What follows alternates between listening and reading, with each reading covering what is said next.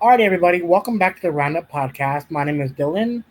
Um, Thank you for joining. Today, I have a very special guest. He's Marco Ianelli, the Columbus Saints Assistant Director. Welcome to the podcast, Marco. How are you tonight?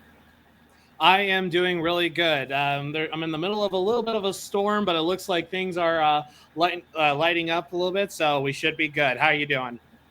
I'm doing good. I'm doing good. Awesome. So, who are you? What's your marching history, and how did you get involved in the Columbus Saints? Yeah, absolutely. So my musical journey starts all the way back to basically when I was born. So I was born into a very musical family. My late grandfather was a pianist in Vegas and during the 60s.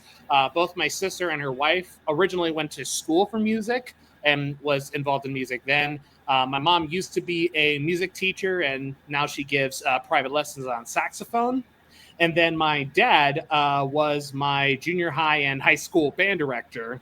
So it naturally made sense for me to also be involved in music. So I am primarily a piano player, but my secondary instrument is tuba, and I like to say that's my band instrument. So I started playing tuba in seventh grade when my dad told me, "Hey, so we need a tuba player for the seventh grade band. So here you go." And I'd already been playing trombone beforehand, but this was a whole new experience. Um, but I eventually became obsessed with playing tuba as well as playing piano. And so I went to Lebanon High School. I did 6 years of the marching band on tuba. And then I did, actually, no, 5 years of the marching band on tuba and 6 years in the indoor drum line on synth. And during that time, I became really obsessed with drum corps. My dad was a drum corps person. He marched the Bluecoats back in 1989 and 1990 on soprano, and then he went on to perform in the Bluecoats Alumni Corps a few years ago. So he would always show me clips of when he marched, and then eventually he showed me an early season video of Bluecoats 2014 Tilt, and I remember just being completely just like awestruck from it. And I even went to DCI finals with him, like very last minute. Like he was just about to leave, and he asked me, "Hey, do you want to go with me?" And I was like, sure, let's do it. And so I got to watch 2014 finals live. I got to see Tilt live and Fellini-esque live, and that was Oh, like, sweet. yeah, yeah. It was. I picked a really good year to start getting obsessed with drum corps. So after that night, I knew that I wanted to march, and so after I graduated high school, I marched tuba for the Madison Scouts from 2018 until 2021. And then I played synth for Rhythm X from 2019 until 2023. During that time, I went to Miami University of Ohio, where I received a bachelor's degree in piano performance. And I was also a drum major for the marching band during my senior year. Nowadays, I work as a freelance designer and educator. As a designer, I do program coordinating, music arranging, and sound design for various groups around the country. And as an educator, I pretty much go all over the place. For the fall, I teach brass for the West Claremont High School Marching Band in Batavia, Ohio. I'm on the brass and audio staff for William Mason High School Marching Band, which who attends Bands of America events frequently. I'm on the front ensemble and audio staff for the Springboro High School Indoor Percussion Ensemble and Connexus. And then for drum corps, this is my fourth year with the Columbus Saints. The last 2 years, 23 and 24, I was also on the brass staff with the Troopers. And then last year, I was on the Bluecoats Fellowship. So I'll talk a little bit about kind of how I got into the Columbus Saints and how I got into this role. Um, so after I aged out of Madison in 21, I knew that I wanted to um, teach drum corps. It took like a month before I like fully realized it, but Eventually, I decided I'm going to send my application now to a ton of different groups. Most of them open class because I knew that I wasn't going to be able to, do world class right away. But I sent my application to a bunch of different groups. Most of them either ghosted me. Most of them ghosted me, and some of them just said they weren't interested or they didn't have enough room. And then eventually, I came across a an application for the Columbus Saints. They were looking for brass instructors and percussion instructors. So I sent in my application, and a couple months later, I got on the staff. I was part of the instructional team. My official role was floater tech, so I worked with brass, front ensemble, and visual. Okay. So yeah, the thing to know about joining the Columbus Saints is that when you are in one role, you are in multiple roles. So I got to with a lot of different work in a lot of different um, kind of facets of the core. So I taught there in 22, and then I was brought on to write the music in 23 and 24. And then I was eventually offered the role of assistant core director for this year, and the rest is history. Sweet. Awesome. So I know that you said you were involved in the Bluecoats the fellowship. Can you tell me about that experience and what is the Bluecoats experience? What did you learn, and also how did you take what you learned through that experience and turn it into what you're doing at the Columbus Saints? Yeah, absolutely. So in case you don't know what the fellowship is, the Bluecoats Fellowship is a mentorship program for young and up and coming designers who are either part of or are dedicated to serving underrepresented communities in the marching arts. It was the Bluecoats created this after COVID. 2022 was the first year of it. And basically, the way it works is a few months after the drum corps season ends, they put out an application form for young designers in those communities or are committed to serving those communities. And then late January, they interview a select number of finalists. And then around mid February, they choose six or seven fellows. And the way it works is that each one is paired with a different designer in the Bluecoats, and then they get to attend April camp and then most of spring training.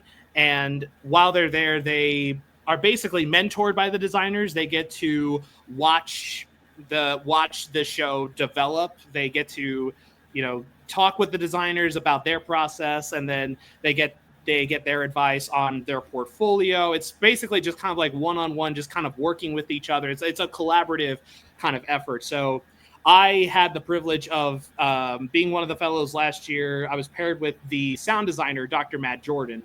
And I have to say that experience was just one of the best experiences of my entire marching career. It was it was a very eye-opening experience because I had always been obsessed with the Bluecoats, ever since I was in high school. And then even when I marched in groups and taught at different groups, I was always just obsessed with what in the world is Bluecoats going to do this year. And so getting to really see how the sausage is made, so to speak, was so it was one of the best experiences of my marching career. When it came to stuff that I learned, a lot of it was observational. It was from just watching and talking with the designers. And in terms of some of the things that I learned, I'm definitely going to steal from the video that Bluecoats did with me during the summer last year. But one of the big things that I learned was the importance of patience when designing a show. When I went into the fellowship, I was someone who wanted to really be like, okay, what are all the details like before I just start writing? what is going to be this movement, what is going to be this movement, and this movement, what's going to happen here, here, here. I was very like regimented. I really wanted to focus on you know um, just getting everything done right away. But then once I the entered the fellowship and I talked with the other fellows and I talked with the designers, I worked with them, and I kind of saw everything come together. I realized that there was a lot of merit to just kind of letting the ideas flow, and that it's okay if you don't know everything. And in fact, the thing about designing is that act of discovery. So I learned that it was really important to just kind of take your time with the design, and that if you don't know what you're trying to do right away, just kind of let it sit with you, and then it'll come to you as you start designing more and more. So that was like one of the big things. Another big thing was knowing how to talk about your show and knowing the why. That was a big thing that I learned actually from Dean Westman, who is one of the designers over at Bluecoats. I remember I talked with him about a show idea I had, and at one point he asked me, "Why are you doing this?" Well, let me rephrase. He asked like, "What is the purpose of this show? Why do you want to make this show?" And because he said that I'm asking this because that's what the judges are going to ask. Why are you doing this and that and this and that? And it was something that I had always kind of thought about in the back of my mind, but didn't really make it as big of a focal point in my designs um, until he started talking about it. And you know it's you can design a show, and you can do a show that's really fun and really exciting and entertaining, but knowing why you're doing the show at the time that you're doing it will make that whole show that much more impactful. And it's not even something like, kind of like what I was talking about before, it's not even something that you have to know right away. But when the time comes where you do have to talk about it, you have to know why you're doing what you're doing. And I thought that was just like insanely kind of impactful for me as a designer. Now, I would say, funny enough, I learned a ton when it came to the nitty gritty of like designing, and I put that into the show for the Columbus Saints this year. But I would say the biggest thing that um, really impacted this season with the Saints, like what I learned, is actually something I didn't even think I was going to take away from, and that is the production schedule. So I don't know if I'm allowed to say this. So Blue Coast people, please be nice to me if you're watching this. But in most cores, when they get to the April camp, they have all the music done, and they start learning drill if the weather is nice. And then once they get to spring training, they have a lot of they have almost all the drill done within the first week, or at least all of the single movement done. And they do it in like big chunks, and they're able to clean big chunks, then learn big chunks, and that has been like a very successful way for groups to learn. However, what the Bluecoats did was very, very different, and something I did not expect. When I got to April camp, they only had the first two movements of the show musically. Like they had the first, I want to say like 6 to 6.5 minutes of it, like right up until the Dymaxion part where they start kind of peeling out of their uniforms. Mm-hmm. They only had the Yeah. music up until the end of the ballad for April camp. Then when I got to spring training, they had the music for movement 3, but it was constantly being worked on to make it more, kind of just make it flow even better, and just like give it time to kind of let it breathe. And then for the last movement, the Lost Into Trying, they didn't have the music for that until like a couple weeks before before their first show. And Really? Wow. Okay. yeah, and it was even crazier with the drill, where instead of the design, instead of John Vanderkolk, who writes the drill, having just like a big chunk of drill and a big chunk of drill. We learn a little bit here, learn a little bit here, then we clean all this, then we go into here and then do all that. The way they did it was every single day they learned a small portion of the drill, then they would clean what they learned the previous day. And so it was like they were every day, it was just a constant state of learning something and then cleaning something. And so some of the drill files that I got to look at, they didn't have all the show, all the movement done. They only had like a certain amount of seconds. So each day was just a new segment. It was just a new segment of drill that they would learn. And I thought that was like one of the most insane and clever ways of learning a show I've ever seen for a group, because there is a lot of merit to just like getting all of it out there as much as possible, and then just learning as much of it as possible and cleaning along the way. But their method was just very, very methodical, and it was something that I knew I wanted to put into designing for Saints. Now, obviously, for Saints, it's a very different story because we don't have an entire summer. We don't have a whole month where every day we can just do this. We only do this on the weekends. But I set the production schedule so that each camp, they only learn a little bit of the music. Then the next camp, they would learn another bit of music, and they would clean and bring that previous bit of music closer to tempo, and then you just rinse, dry, and repeat. And you do the same thing with the visual, the drill and the choreo.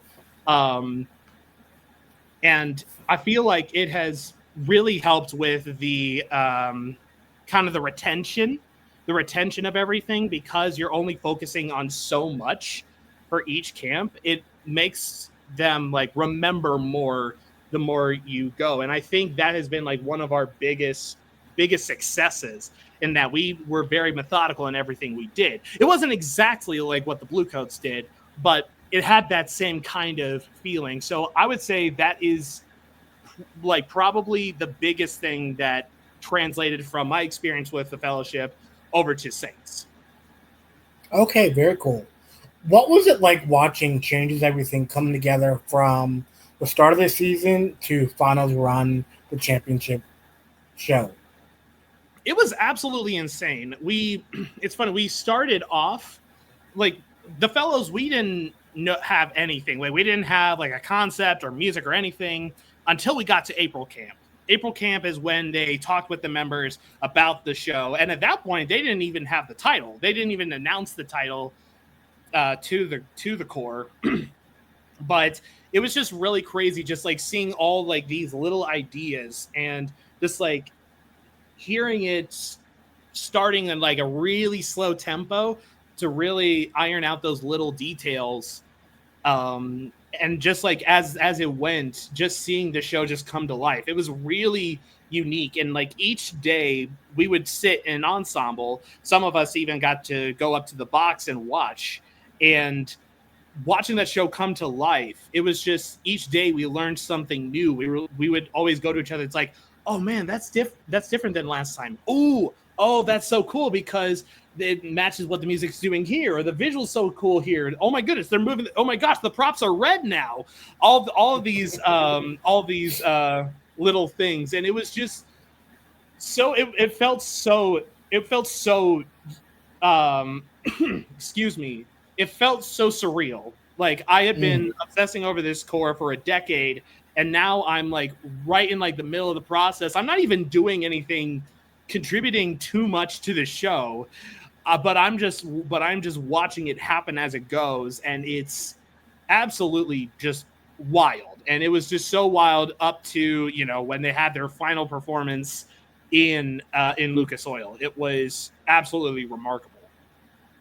That is so cool. I knew when I saw the show opening night, like I knew I'm like, this is gonna win because it's precise, it's clean. Even the first competition, I'm like, yeah, they're gonna win this year. There's no doubt about it.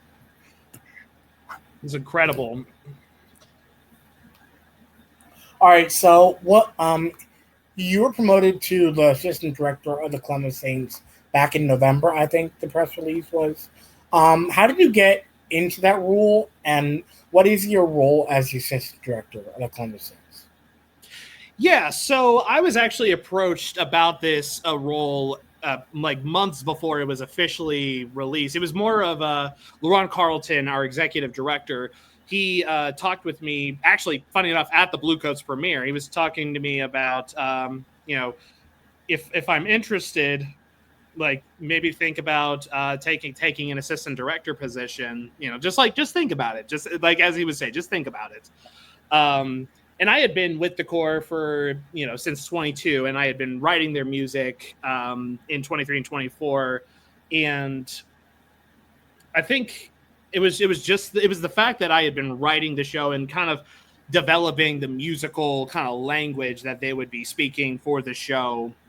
And eventually I was like officially offered an interview. I did an interview, and that eventually led to me accepting a higher position here. So the way my position works, so Laurent and I are the two directors that are there a lot. There's Marshall Cheatham, our founder and CEO, who oversees all of it. And then there's Laurent and I that work with each other.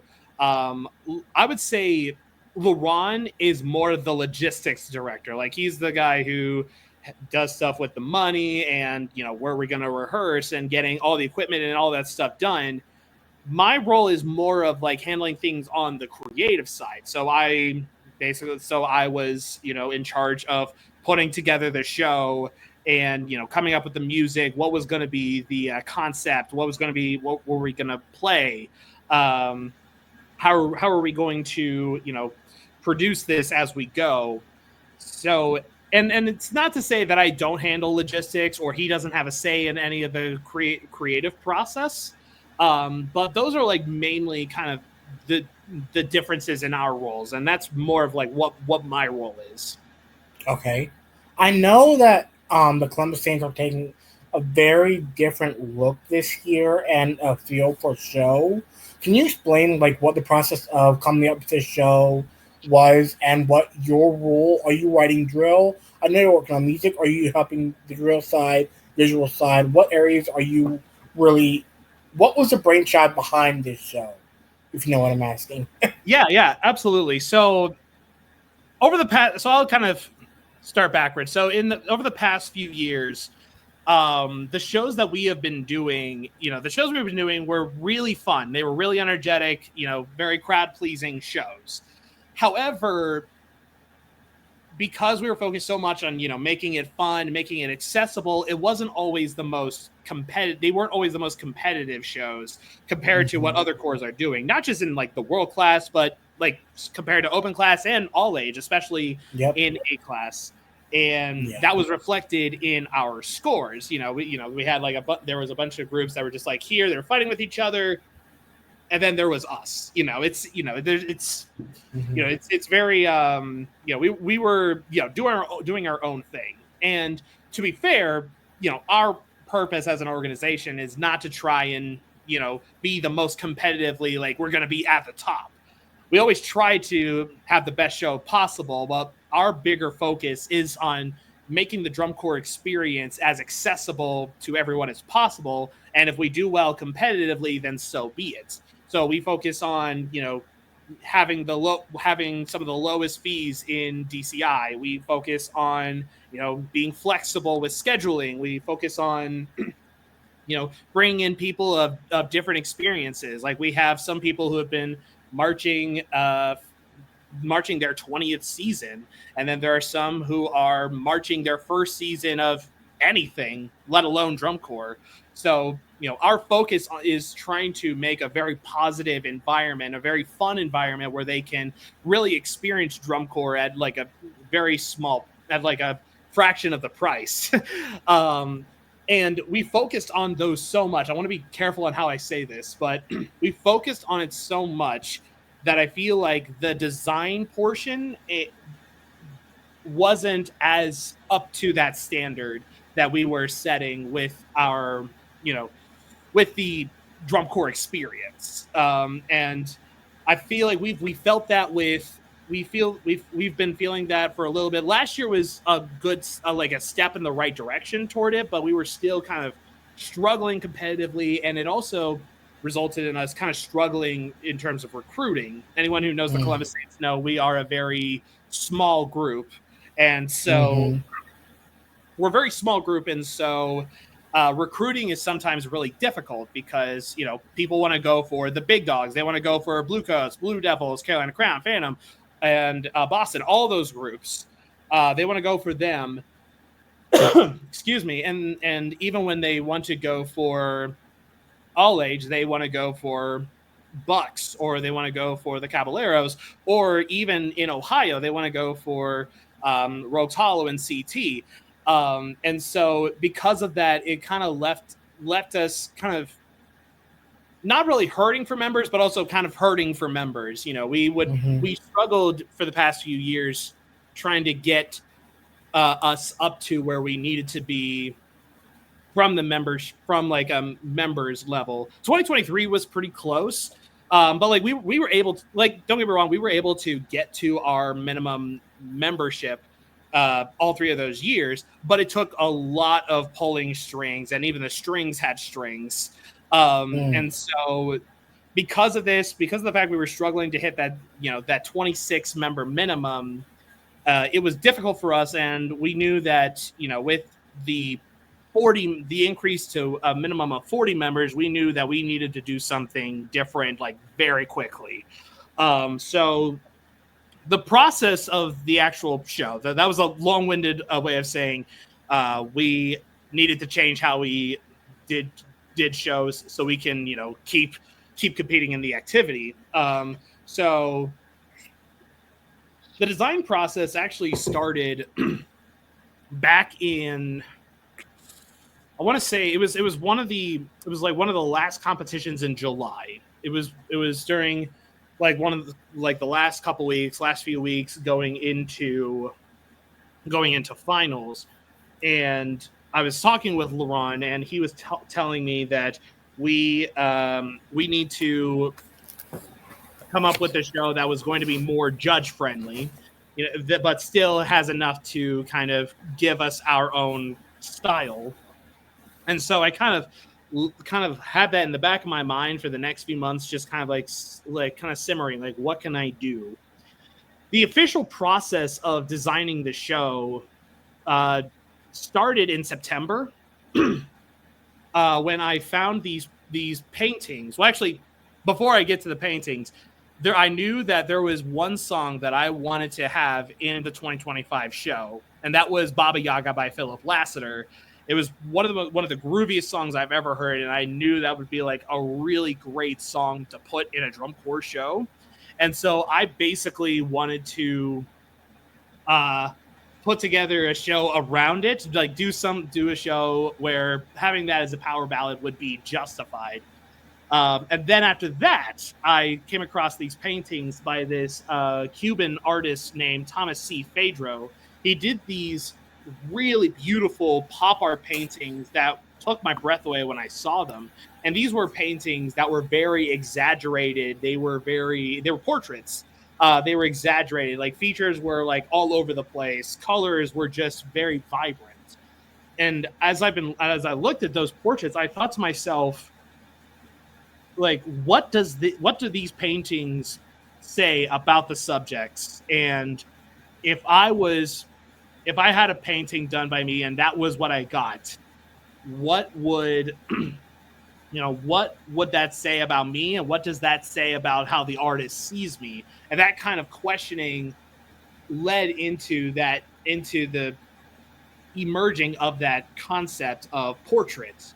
And so once I got that concept down, I started just like grabbing a bunch of different pieces of music, wanted to narrowed it down with the staff, figured out like a very good seamless kind of through line with what rep we do at what points.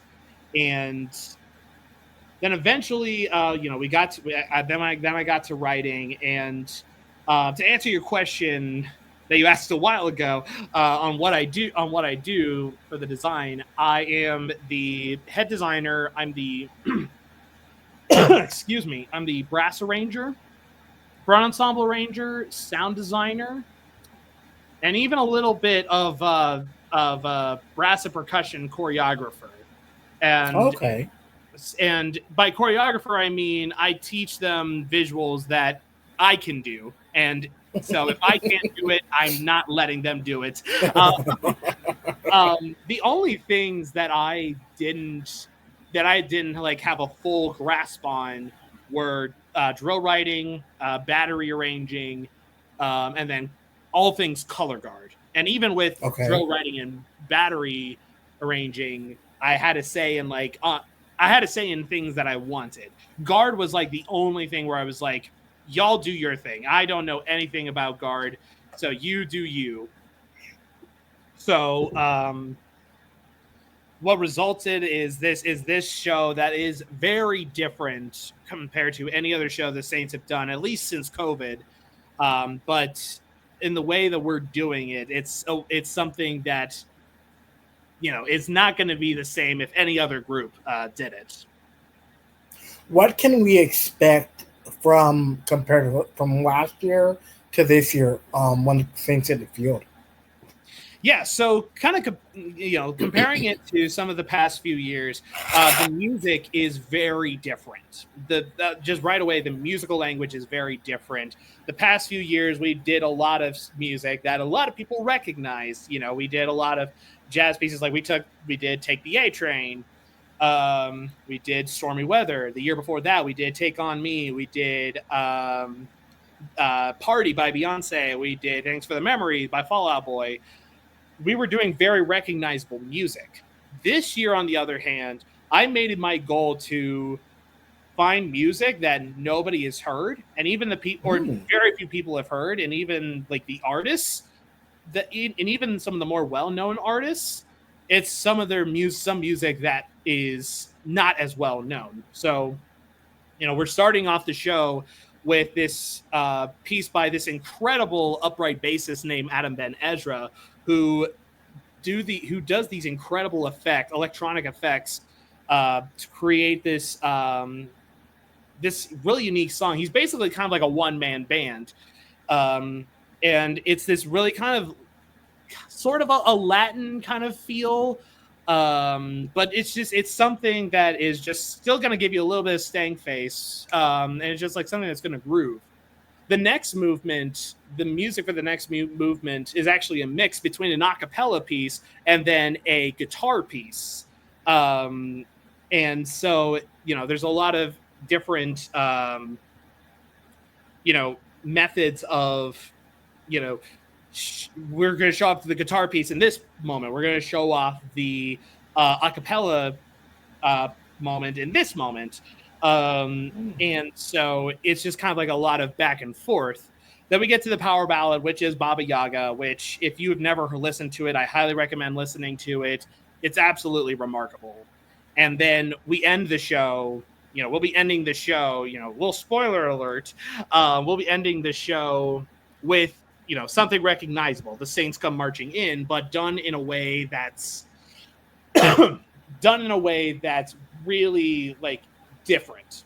It's not just full on. It's not full on when the Saints come marching in, but it's woven into this music. I would say the most recognizable music outside of that is Pictures at an Exhibition. But even then, there are not like a bunch of dedicated time for Pictures at an Exhibition. It's more Easter eggs. Like, you'll hear throughout the show, you'll hear ba ba ba ba ba ba ba ba ba ba ba ba ba, or you'll hear ba ba ba ba ba ba ba ba ba ba ba ba. So, like, keep your ears open and try and pick out all of the references to that piece. So I would say the biggest thing to watch out for is the musical repertoire, because I think that is in my opinion just modern Saints, at least how modern Saints should be. Okay, cool.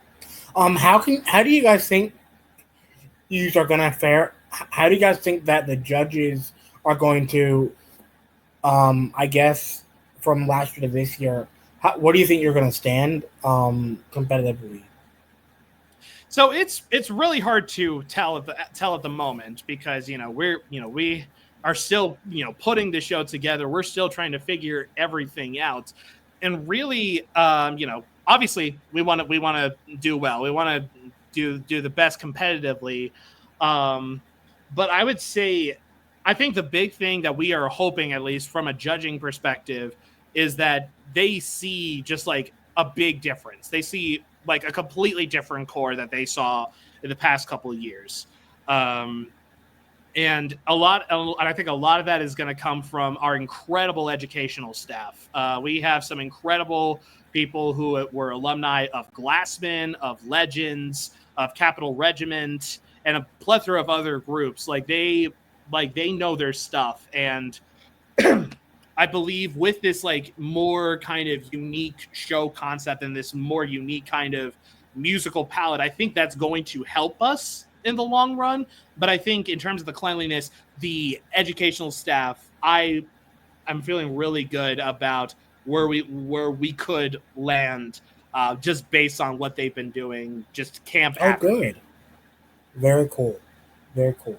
Um, how do you take what the judges say on a weekly basis, or how whatever, or the competition basis, I should say, and really make that to work your show the way the judges want it to? What's the process that you as the designer of the show take? So when it comes to that, I like to listen through every tape at least twice.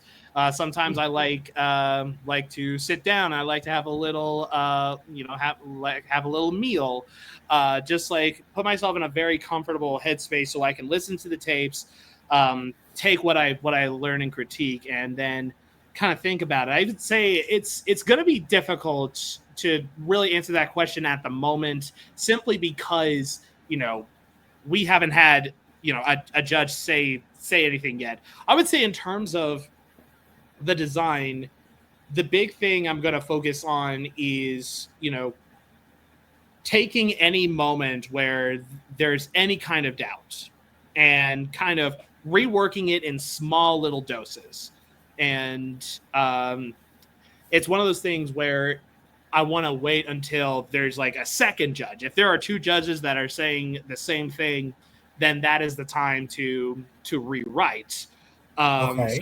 it's going to be a very methodical process. It'll really Hmm. just kind of depend on what exactly is going to be needed. Okay. What excites you about the future of the Columbus Saints moving from this year, last year to this year, and moving past this year? Yeah, so I'd say for the Columbus Saints, I've been seeing, like, I saw this even during the first camp. There was a different energy to it. The music the members were really just buying into the music. They were buying into the show concept. The more and more and more that they learned about it, the more that they worked on it. And I just what really excites me is just the fact that like everyone in the group, especially the vets, they are recognizing how different this is, and they're noticing just how I've had a number of people in the core just be like, this is different. This is a completely different Saints than it was last year. It's a little more intense while still keeping it accessible. The design is more modern. It's more everything. Like, it's Hmm. very different than what they're used to, but they have been handling it so amazingly. Really? Uh, Okay. yeah, and what excites me the most is the fact that there will be people who watch the Saints this year, and they might have some preconceived idea of who we are, or even if they don't, they might be like, oh no, they're just a little core. Why would I even care about them? And we're gonna take those and we're gonna turn it on its head. Like, we'll be Like my goal is to have people be like, oh my goodness, that is the Columbus Saints. That's what y'all are doing. Um, I want to surprise a lot of people with this year, and then I wanted to go even further, going into the next years, where people will be watching the shows and be like, "I want to do something like that," because it's an affordable drum corps that put on a cool show, has incredible educational staff, and really just cares for the members.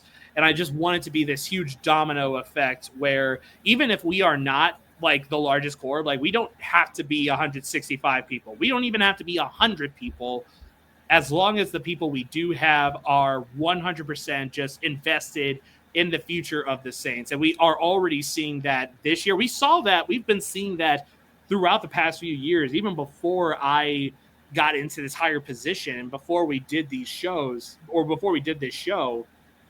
We started off with gaining the trust of everybody. And then, although some people go on to march other drum corps, or they go on to work full-time jobs, there's still a trust that is just going to be piling on and on and on. At least that's what I'm hoping for as the years go on.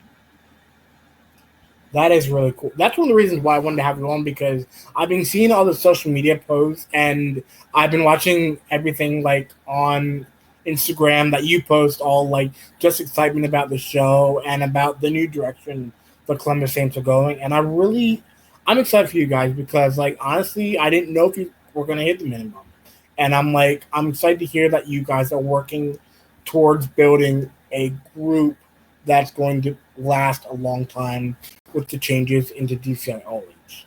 Yeah, and I'll say, like, when it comes to the recruit, when it comes to hitting our member minimum, full disclosure, at the moment we are not there, but we are only like 2 or 3 people away from the minimum. So it's Oh, so okay. much it's so much different than in past years, where at this point of the season, we would have multiple staff members go on, dress up in their uniform, and pretend to play instruments.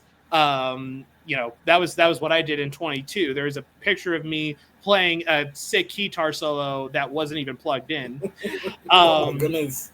yeah, and now we are at a point where, even though we are under, we are like so much farther ahead size wise than we have ever been, at least post COVID. This is like the biggest post COVID Columbus Saints that has been. And I am just so happy that we were able to, defy expectations already.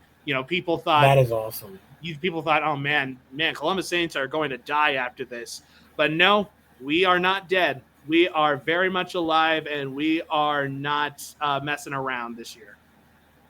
I'm really excited for you. And like, what's it like for you going back to? Um, you guys are opening the season at the premiere of the Bluecoats. What's that like for you being able to go back and premiere your show and at the world debut of the Bluecoats for this year? I'm gonna be honest. I might cry when I first get there. It's you know I you know I was there. I was there at University of Mount Union, where they'll have the show. I was there for an entire month, and um, it you know that was just like one of the most impactful like experiences in my entire marching career.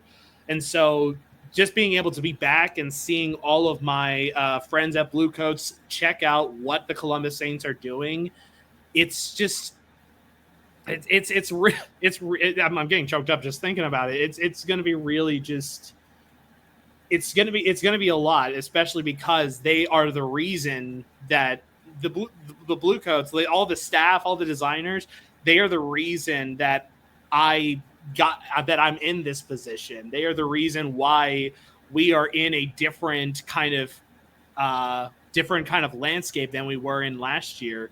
And I didn't intentionally make a landscape portrait pun, but in all seriousness, I'm just so excited for the world to see this, especially at Bluecoats, where the crowd is already going to be hyped. Yes. and it's going to be on the flow too. And I honestly, I can't wait to see your show this year. I know you guys have been struggling the last couple of years as members, but I really think that this is going to be a turn in the right direction for the Columbus Saints. And I wish you all the best of luck, Marco, and the team, and all the members. And I can't wait to see Portrait this summer. And it's really cool knowing that the design, the process behind designing this show, and what you're really trying to do with this show. And I appreciate hearing about it. It's really great. Well, I really appreciate you bringing me on to talk about it. I've been telling some of the other staff members that we are entering a new era for the Columbus Saints. I want us to like, even if we don't hit everything that we want to this year, it's the start of something bigger. It's the start of something that is going to help us keep in the conversation for years. That's awesome. What are your thoughts on the merger of DCA All Age and DCA? Yeah. So now that we've been like in this we're in the second year of this partnership. I think, as much as I miss the as much as I miss DCA championships, especially going to Dino Barbecue in Rochester, New York. Seriously, amazing place. And as much as I miss going there, I think the the merge was, I think the merge so far um, has been really positive. Obviously there are still some kinks to iron out. There are still some things that kind of, you know, there's some things that definitely need to be worked out more when it comes to this whole transition. But I think, bringing more attention to all age is really going to help us out, help everyone out in the long run, and that's what I'm Mm-hmm. really excited for, because people, they're not just going to think, oh, if I can only go march world class, or I'm going to only march open class. We've got all age, we've got everybody. If you want to be there to build your skills, we'll be there to help you out. If you just aged out and you want to, still perform, we're going to be here. Feel like bringing this positive opportunity to light is really going to positively positively affect us and the other all age cores moving forward. Yeah, I think it's going to be really great. I think I'm excited to see what other sound sport groups are going to join in the all age round Oh, realm. absolutely. I have several friends who are, working and are performing and teaching at various sound sport groups, and I am just so excited to see what they do. We are expanding. DCI is expanding, even if it's just like by a little bit, even if it's not, even if it takes a little bit. We're growing and growing. Mm-hmm. Definitely, the growth is what just is great for the activity as a whole, Absolutely. and sound sport is growing amazingly too.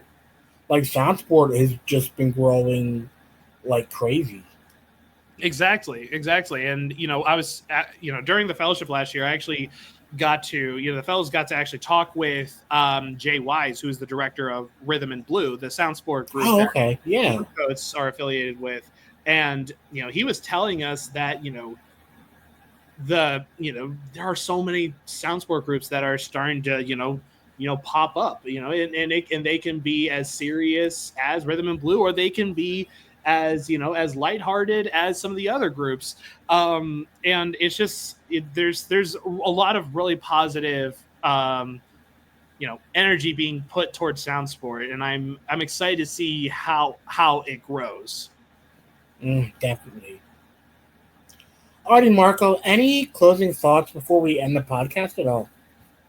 I would say the biggest closing thought is, even though we are in 2025, we're already thinking about 2026. Um, if you would like to, if you're interested in marching, but may not have the funds to go march a full summer of drum corps, or if you have a job that requires you to work for a lot of the week, or if you have aged out and you want to come back, have we are one of the most affordable drum corps in DCI, and we accept anyone of all ages, skill levels, and all that stuff. And there are also just multiple ways that you can support the Columbus Saints through donating to us by uh, having us perform for your community performances. If you are in the Columbus area, there is a lot of stuff that we are able to do, and we want to help out the community, and we want to have anybody and have as many people involved as possible. So if you want to learn more about the organization and about going forward, then go to columbussaints.org and be sure to support us in any way you can, and be sure to catch us on the field doing a show that you might not expect from us. Alrighty, Marco. Thank you very much for coming on. I appreciate it. And thank you very much for listening to this episode of Roundup, and have a great night. Thank you.